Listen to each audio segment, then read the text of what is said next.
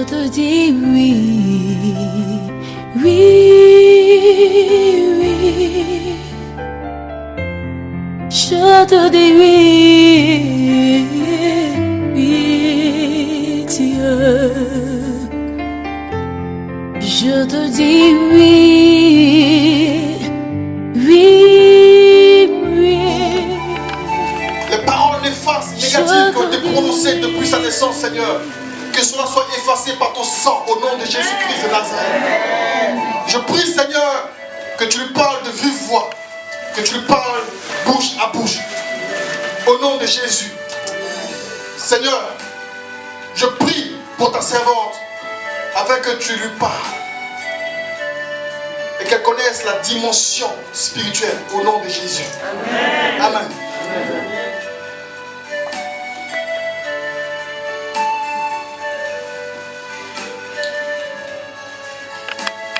Maman, il y a des songes que le Seigneur te donne. Mais tu manques de discernement. Tu n'as pas l'explication de ces songes-là.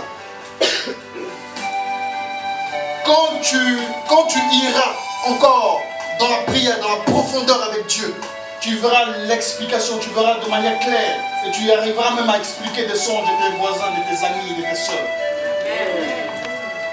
Alléluia. Amen.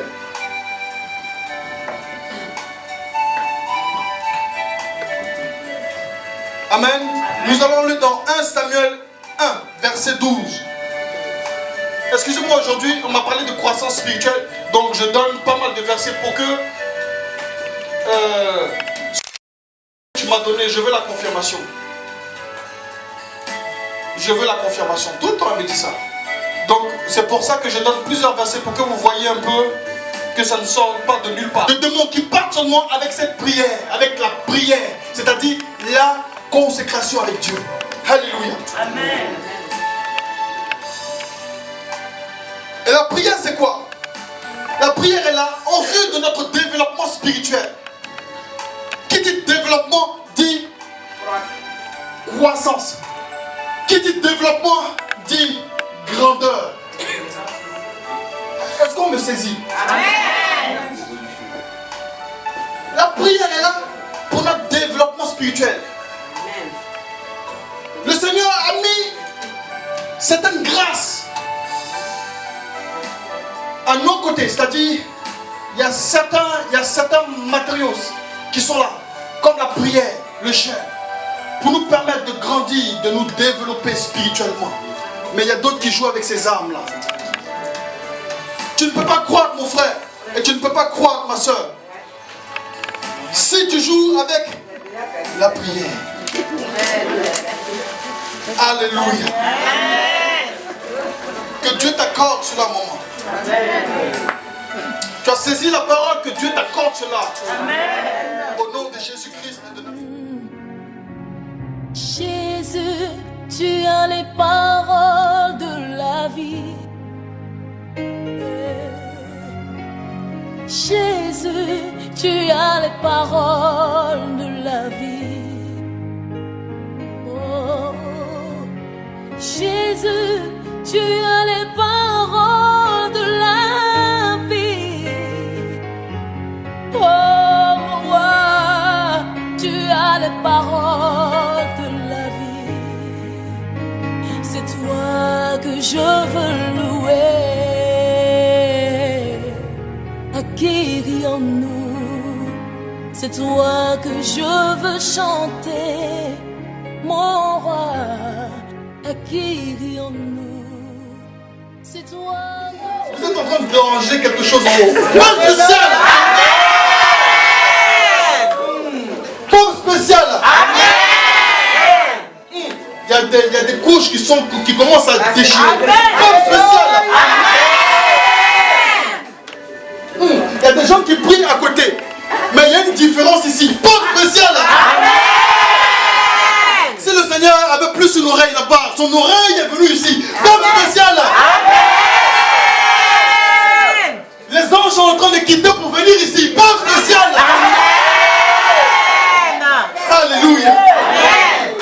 peu spécial. Que Dieu vous bénisse. Amen. 1 Samuel 12. Comme elle restait longtemps en prière devant l'Éternel, Élie observa sa bouche. Amen. Comme elle restait longtemps en... Vous connaissez cette parole de d'Anne où sa rivale a dû se moquer d'elle par rapport à sa stérilité. Vous connaissez cette parole? On n'a pas besoin de faire l'historique. Vous connaissez cette parole. Et peut-être que tu n'as pas vu ce mot-là. Parce que nous, on prend que ce que nous arrange. On prend la fin où le Seigneur l'a délivré de sa stérilité. Mais attends, regarde ce qui s'est passé. La Bible dit quoi? Maman, la Bible dit quoi? Anne parlait dans son cœur. Non, avant ça. Au verset 12. Comme elle restait longtemps en prière devant l'Éternel, Comme elle restait longtemps en prière devant. l'Éternel. Continue tes 10 minutes. C'est à lui la main, tu lui continues tes 10 minutes. Dis à ta soeur, continue tes 10 minutes. Continue. Alléluia. Comme elle restait longtemps en prière devant l'Éternel. Continue tes 10 minutes, tu vas croître. Tu vas croître. Tu vas croître spirituellement. Tu vas connaître la percée spirituelle. Continue tes 10 minutes. Alléluia. Écoute-moi. Tes 10 minutes que tu fais chaque jour, ou bien une fois par semaine, ça ne peut pas suffire. Pourquoi? Parce que tu as des montagnes au devant de toi.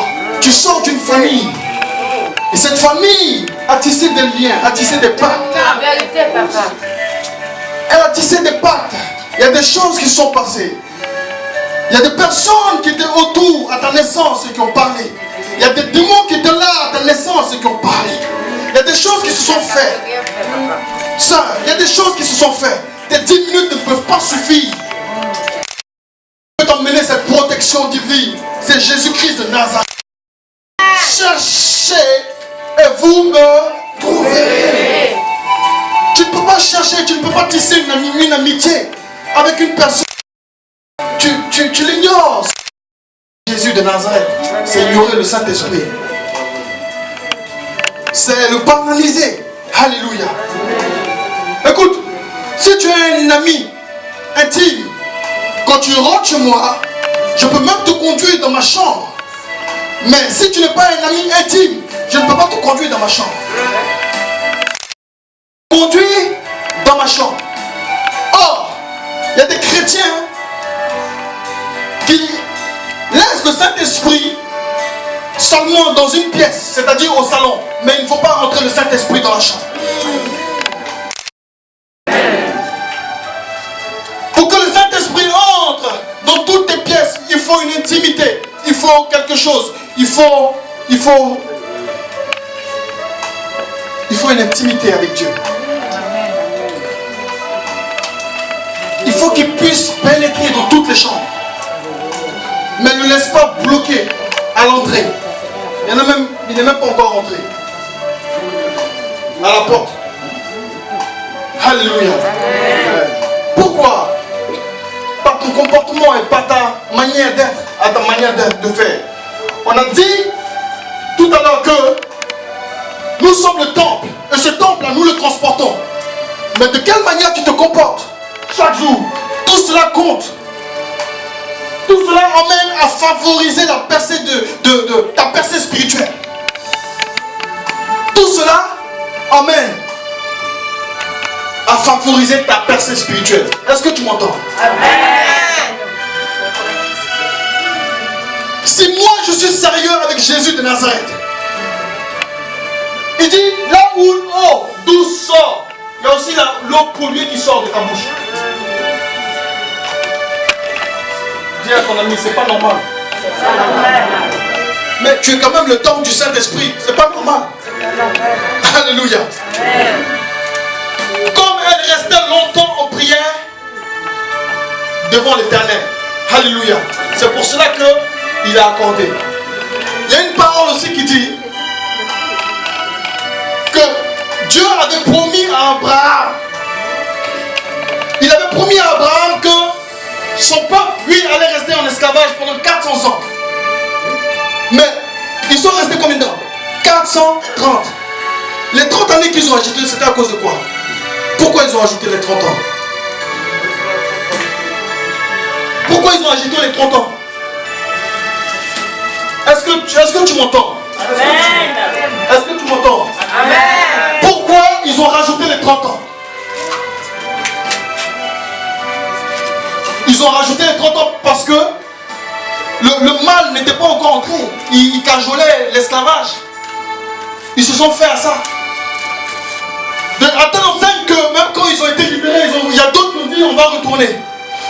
Parce qu'à un moment donné, à la pauvreté tu t'attaches. À la pauvreté tu t'attaches. À la petitesse tu t'attaches. Tu le prends comme un ami. Donc, la parole que le pasteur a prononcée sur toi, pour dire que tu es délivré, pour dire que tu connaîtras des choses, etc., etc. Toutes les prophéties qui ont été dites, il te dit à une certaine période, cela va arriver. Mais pourquoi cela n'arrive pas?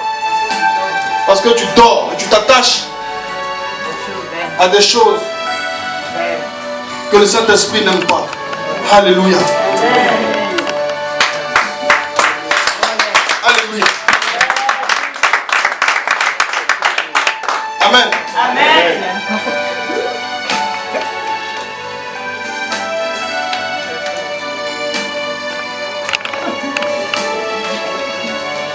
Maintenant, on va aller dans Genèse 21, verset 17. J'ai presque fini.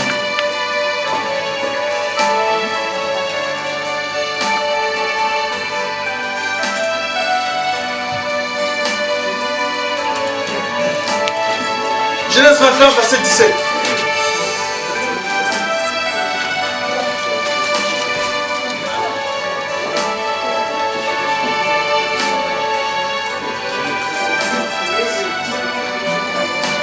Amen. Ah, c'est pas grave, je vais lire. Elle est déchargée. Sois béni. En tout cas, ton portable est déchargé, mais c'est pas toi. Au nom de Jésus. Alléluia. Dieu entendit la voix de l'enfant. Et l'ange de Dieu appela du ciel Agar et lui dit, qu'as-tu Agar? Alléluia. Dieu entendit la voix de l'enfant. Parce que l'enfant a été laissé sous un arbrisseau. Et Agar est allé s'asseoir. Mais l'attitude de l'enfant a plu à Dieu. Pourquoi? Parce que l'enfant regardait à l'Éternel. L'enfant regardait à l'Éternel. Et c'est pour te dire que ton nombre d'années de conversion ne compte pas, frère. Ton nombre d'années de conversion, ton âge ne compte pas. Mais il y a des enfants qui ont une attitude qui plaît à Dieu. Et la Bible dit que l'enfant, que Dieu a entendu la voix de l'enfant et non pas celle d'Agar. Parce que Agar pleurait. Agar se lamentait. Elle était dans un coin assise. Un chrétien ne doit pas être assis, mais un chrétien doit être toujours debout. Parce que nous sommes des soldats. Nous sommes dans la main de Jésus de Nazareth. Alléluia. Est-ce que tu entends ce que je dis? Amen. Frère, soeur, lève-toi. Lève-toi parce qu'il est temps. Lève-toi parce que Jésus de Nazareth veut te faire connaître la percée spirituelle. Alléluia. Est-ce que tu entends ce que je dis? Amen. Jésus de Nazareth veut te faire connaître la percée spirituelle. Et nous avons dit plusieurs choses. Et si ces choses-là, tu les as saisies, en sachant que c'est pas parce qu'il y a le mot grâce que tu dois tout faire.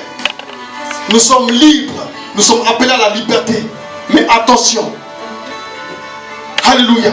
Nous transportons un temple tous les jours. Et nous sommes des sacrificateurs. Nous devons respecter ce temple que nous sommes. Nous portons quelque chose en nous qui est puissant et glorieux. Des gens comme Abraham ont vu notre temps. Pourquoi? Parce que le Saint-Esprit, l'Esprit de Dieu, qui au préalable se mouvait au-dessus des eaux, la Bible dit qu'il est en toi. Amen.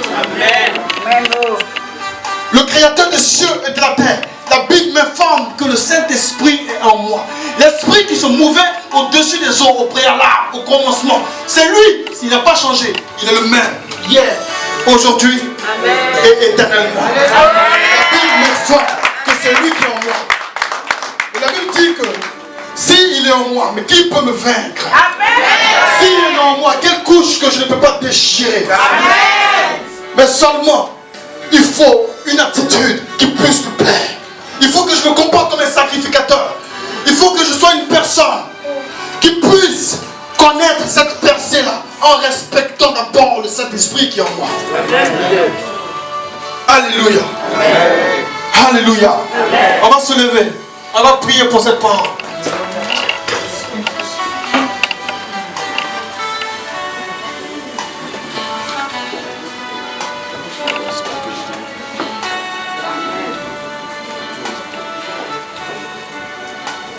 Amen.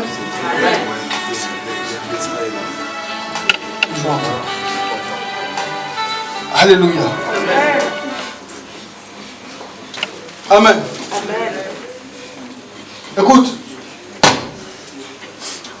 tu es fatigué. Tu es fatigué. Il y a des personnes qui sont là et qui se demandent, mais cette vie chrétienne, elle commence à me fatiguer. À force, en fait, de tourner. À force de voir toujours les mêmes choses. Et pour toi, ça se répète. Ce sont les mêmes choses qui se répètent. Et cela fatigue ton esprit. Cela fatigue ta mentalité. Et en fait, quand tu arrives, quand tu es à ce stade-là, de cette fatigue spirituelle, fais attention. Il y a des personnes ici, fais attention. Parce que quand on sort de là, c'est mauvais. Il faut que tu demandes au Saint-Esprit de pouvoir te faire sortir, de pouvoir te faire émerger de ce désert. Alléluia. Amen. Est-ce que tu m'entends? Lève les yeux. Plutôt lève les mains et ferme les yeux. Chant d'adoration.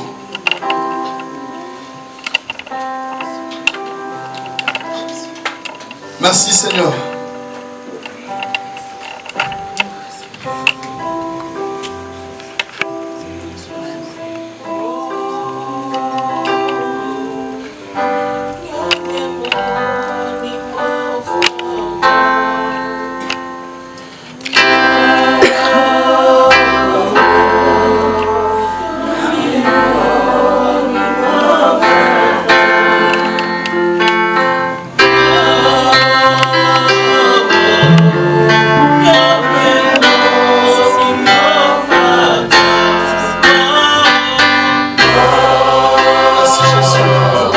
Merci Seigneur. Merci Jésus.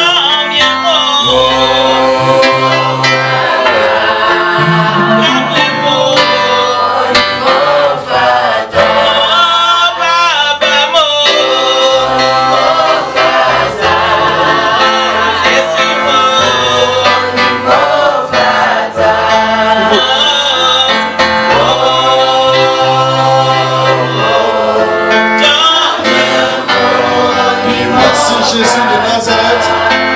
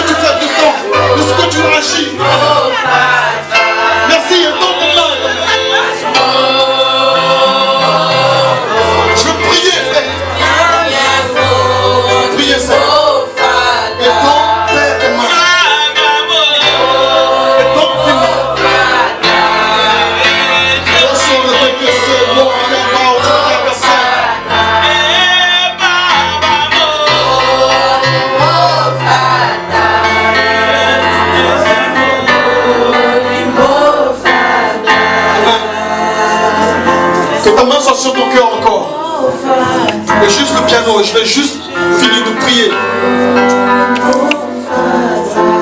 Seigneur, tu nous as fait comprendre par ta parole que nous sommes ton temple. C'est toi, Seigneur. Nous avons besoin de toi, Seigneur. Viens, nous t'invitons. Ce temple, Seigneur, c'est toi qui l'as fait. C'est toi qui l'as fait, Seigneur. Et nous t'avons bloqué à la porte. Et nous t'avons laissé à la porte. Nous n'avons pas permis à ce que tu rentres pleinement dans notre vie. Et dans ce temple qui t'appartient, Seigneur. Je prie que tu viennes comme tu l'as fait, Seigneur. Et tu as pris ce bâton. Et tu as cassé, tu as brisé tout ce qui n'était point de toi. Seigneur, brise tout ce qui n'est point de toi en nous.